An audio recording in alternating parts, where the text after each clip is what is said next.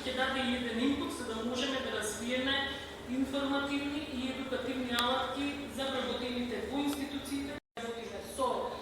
новинарите, бидејќи гледаме дека овој тренд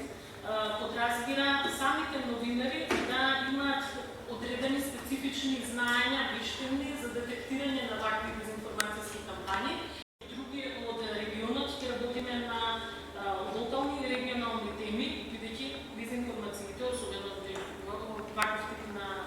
трансформешн и манипулирање со информации, подразбира синхронизирано, покажуваат дека и не случајно не се фокусираме кон нив, дека тие за жал се многу ранливи, се многу податни за манипулација преку новите дигитални комуникации. Криминал и како компјутерски криминал станува алатка во овој цел за начин на искување и сето тоа всушност како бенчмарк и како репер беа земени добрите европски практики, со кои што всушност беа споредени овие, да кажеме, анализи. Дојде со посетата на помешниот секретар за одбрана на САД, Метис, кој во 2018 година изјави пред да посети даде изјава дека во Македонија постои трансформешн, кога премиерот за време на посетата, тогашниот премиер беше прашан од новинари дали имаме докази за такво нешто, он кажа дека за такво нешто не постојат докази кај нас.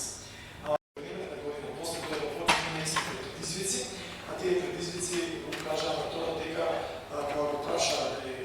шефот на Световијар дали ги имавте вашата база на податоци овие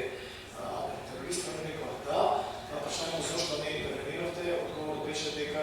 матрицата за процека на ризик не ги препознала никако заграна по национална безбедност и ги сметала за ниска